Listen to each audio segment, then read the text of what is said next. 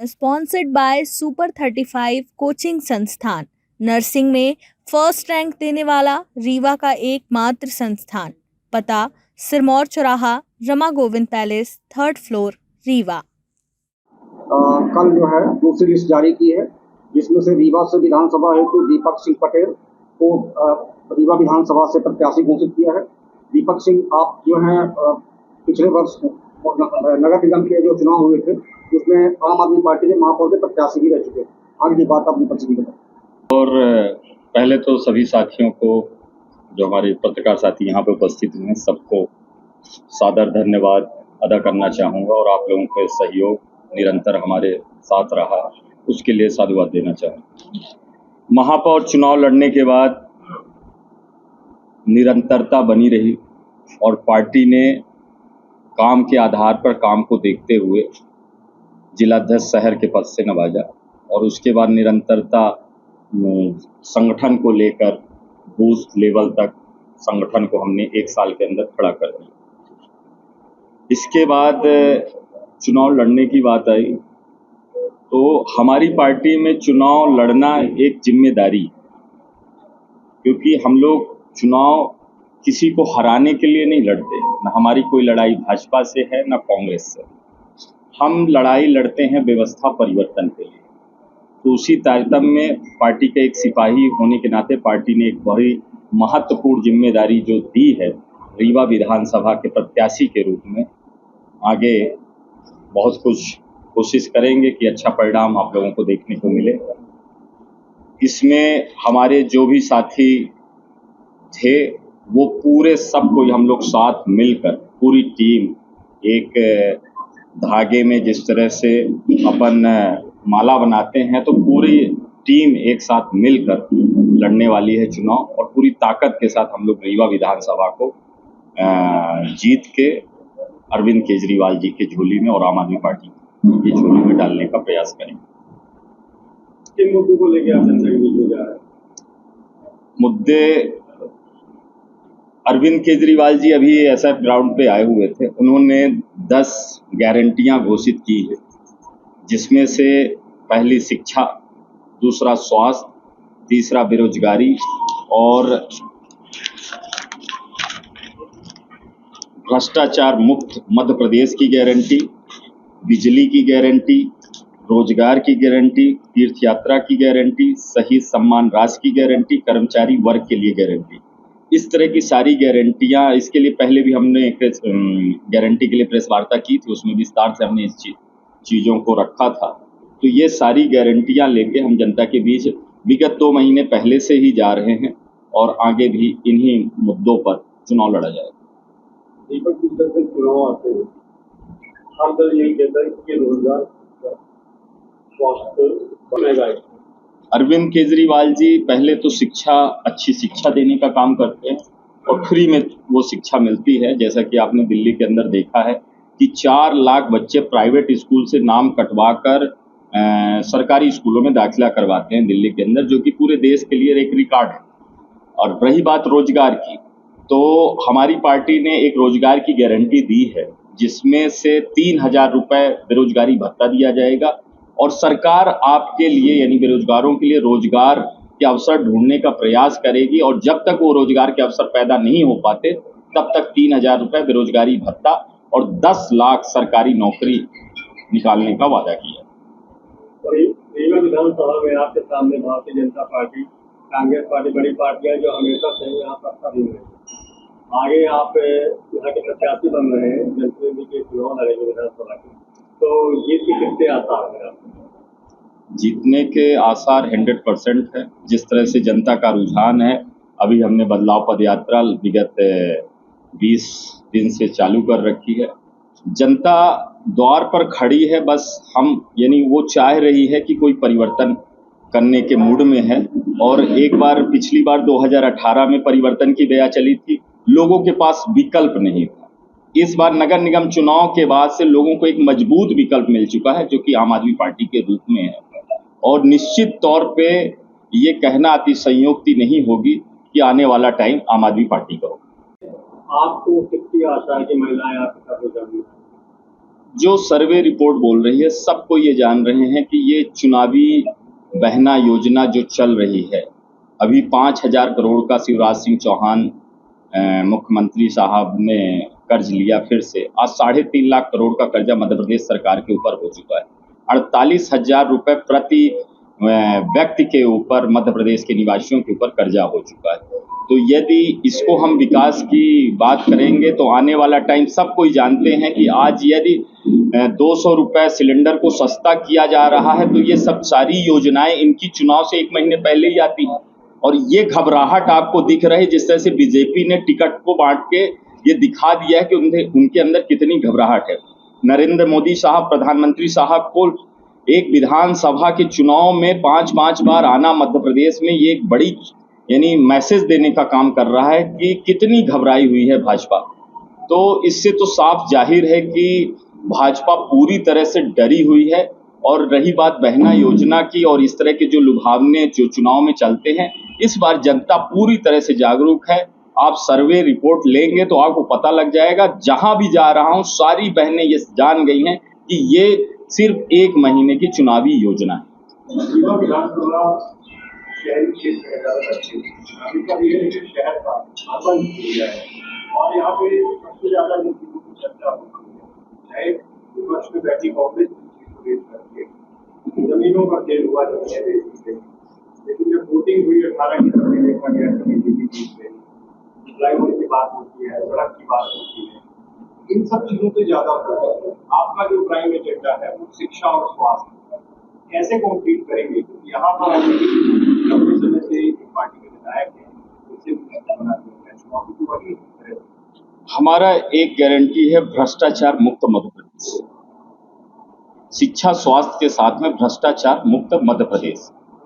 आज जिस तरह से 10,000 रुपये प्रति स्क्वायर फीट की जमीनों का सौदा 800 और 1,000 रुपये स्क्वायर फीट में हो रहा है, और किस सौंदर्यीकरण के एवज में कि वहाँ का सौंदर्यीकरण करवा दीजिए जो भी, और उसके एवज में आपको दूसरी ज़मीनें शहर की बेशकीमती ज़मीनों का जो सौदा चल रहा है, इससे तो अभी तक कांग्रेस मुख्य विपक्ष के रूप में काम कर रही थी। 2018 के चुनाव में राहुल गांधी जी का आगमन होता है राज कपूर ऑडिटोरियम के सामने। वो कहते हैं कि जिस दिन कांग्रेस की सरकार बनेगी हम पूरी ज़मीनों की चेकिंग करवाएंगे और जो भी दोषी पाया जाएगा उनको सलाखों के पीछे रखा जाएगा। पर कांग्रेस 15 महीने की सरकार रही, पूरी तरह से विफल रही। नगर निगम में लोगों ने भाजपा को हटाकर कांग्रेस का महापौर बनाया, और कांग्रेस के महापौर भी इन सब बातों को लेकर खोखले नजर आए, क्योंकि कांग्रेस ने एक स्लोगन एक टाइम पे दिया था कि समदड़िया को भगाएंगे और रीवा को बचाएंगे। आज हम उनसे भी ये सवाल, और यहाँ के आवाम, यहाँ की जनता ये सवाल पूछना चाहती है कि समदड़िया तो अब ऐसा लग रहा है कि रीवा नगर की जगह कुछ दिनों बाद समदड़िया नगर घोषित कर दिया जाएगा।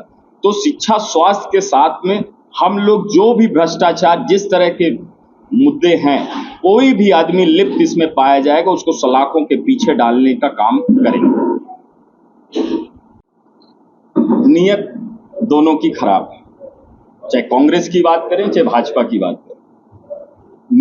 फ्री की रेवड़ियों से मतलब नहीं है, मतलब है कि जनता के टैक्स का पैसा आप कितना जनता के लिए लगाते हैं और कितना आप अपने खुद के लिए लगाते हैं, अपने घर व्यापार के लिए और अपने क्या कहते हैं ठेकेदारों के लिए लगाते हैं। भाजपा की जो सरकार है और कांग्रेस की सरकार है, मतदाताओं का एक मजाक सा बना दिया है। कभी कांग्रेस कहती हम 1500 देंगे तो मामा जी घबरा जाते हैं और वो कहते हैं हम बढ़ा के चुनाव के बाद 3000 देंगे। एक तरफ जहां कांग्रेस कहती है हम 500 में सिलेंडर देंगे, तो शिवराज सिंह चौहान जी यहाँ के मुख्यमंत्री साहब कहते हैं हम 450 रुपये में सावन सिलेंडर देंगे। एक नया सिलेंडर लाया, सावन सिलेंडर।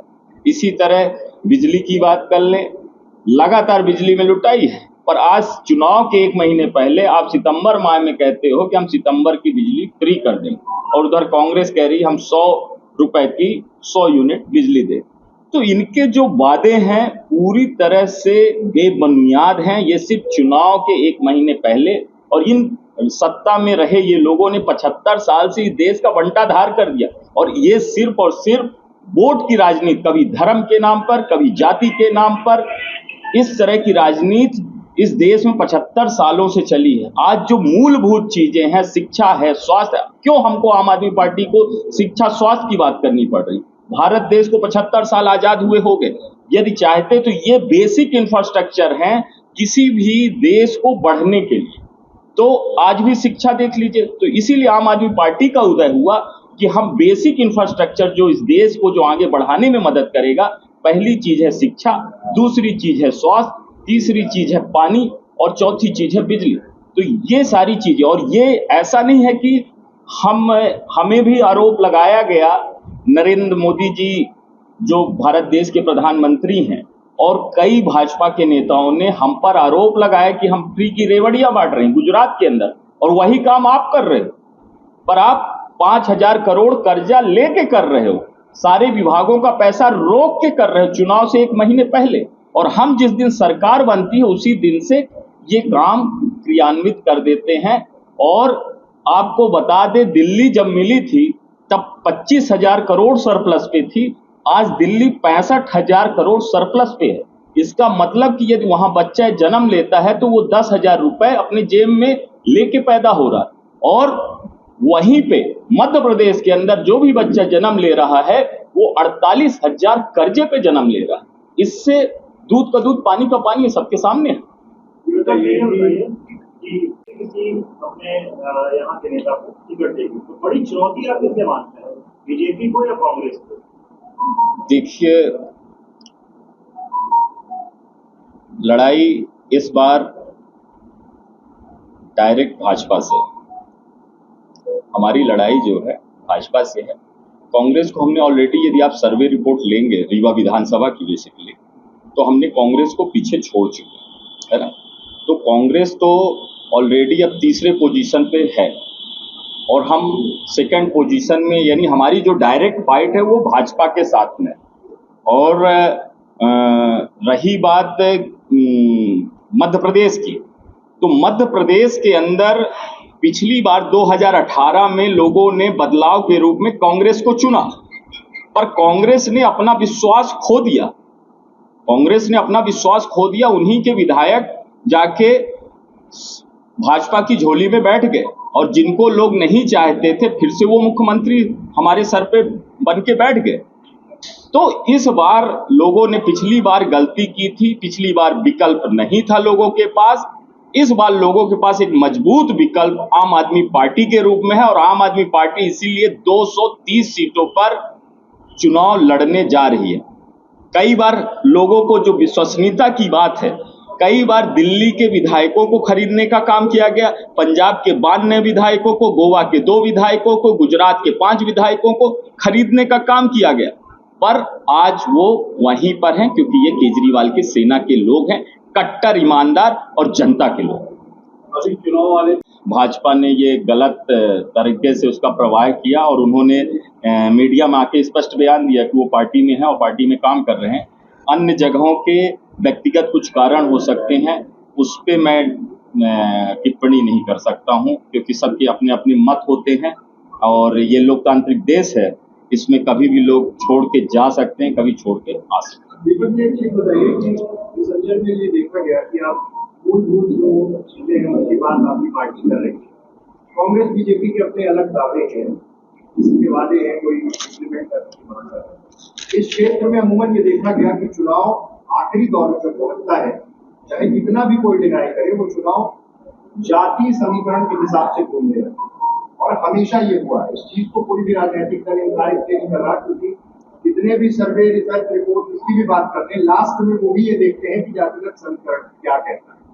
आप इस बात से कितना इत्तेफाक रखते हैं, क्योंकि रीवा विधानसभा चुनाव लड़ना है, और आपकी पार्टी इस बात से कितना इत्तेफाक रखती है, क्योंकि अमूमन ये कहा जाता है कि आम आदमी पार्टी की अपनी देखने लगी है कि जातिगत ताना बाना क्या है किस क्षेत्र का, उस हिसाब से ही काम कर रहा है। देखिए, हमारी जो पार्टी आम आदमी पार्टी, कोई भी योजना जो कि हम गारंटी लेके आते हैं, कोई जाति विशेष तो योजना होती नहीं। हमारी पार्टी में एक ही सिद्धांत है, इस देश के अंदर 2 ही जाति हैं, एक तो बहुत बड़े बड़े अमीर हैं और उसके बाद हम सब लोग। भाजपा और कांग्रेस की बात करें, 75 साल से इन लोगों ने सियासत की, और किस पर सियासत की ये आपको भी पता है। कभी इनके पास विकास के तो कोई एजेंडे होते नहीं है। अब वोट मांगने जाएं तो जाएं कैसे? तो कभी हिंदू को मुस्लिम से लड़ाया, और जब हिंदू मुस्लिम में एकता बन गई तो उसके नीचे जातियों में जहर घोलना स्टार्ट किया। और ये सिर्फ और सिर्फ जो इनकी योजनाएं और जो ऐसा चल रही हैं, सिर्फ धर्म और जाति को बांटने की चल रही है। हम धर्म जाति को जोड़ने का काम कर रहे हैं, ना कि बांटने का काम कर रहे हैं। तो मैं रीवा के अंदर बात करूंगा, जैसे मैं लोगों के बीच में गया हूं। एक गरीब वर्ग जो होता है, एक गरीब वर्ग जो बस्तियों में रहता है, यहाँ का जो नेतृत्व कर रहे लोग हैं, चाहे भाजपा से हो, कांग्रेस के लोग हो, गरीबों को लोगों ने अपनाया ही नहीं, जातिगत उसको छोड़ दिया गया। और जब तक हम लोगों को अपनाएंगे नहीं तो ये चीजें खत्म नहीं होंगी। तो गरीब की आत्मा बड़ी शुद्ध है, बस उसको अपनाने की जरूरत है। यदि आप उनके साथ प्रेम और सद्भाव रखेंगे तो जितना अटूट प्यार वो बैक में। पार्टी सिर्फ रीवा ही नहीं, मध्य प्रदेश में बहुमत सरकार बनाएगी। और एडवोकेट जो है, दिल्ली का चुनाव, पहला चुनाव जो हुआ था आम आदमी पार्टी ने लड़ा था, दिल्ली में एडवोकेट ने ही सबसे पहले पूरा समर्थन करके, प्रचार प्रसार करके हमारी दिल्ली में आम आदमी पार्टी सरकार बनाई थी। क्योंकि दिल्ली के अंदर किरण बेदी जो है भाजपा से प्रत्याशी थी पहली बार, और मुख्यमंत्री का चेहरा थे, और उनके द्वारा खुलेआम एडवोकेट के खिलाफ लाठीचार्ज की घटना कराई गई थी। और आज भी एडवोकेट जो है दिल्ली और पंजाब दोनों जगह हमारे साथ में है। रीवा की बात है तो रीवा में भी और पूरे मध्य प्रदेश में एडवोकेट के हित में काम किए जाएंगे। स्पॉन्सर्ड बाय सुपर 35 कोचिंग संस्थान, नर्सिंग में फर्स्ट रैंक देने वाला रीवा का एकमात्र संस्थान। पता सिरमौर चौराहा, Rama Govind palace, 3rd floor, Rewa.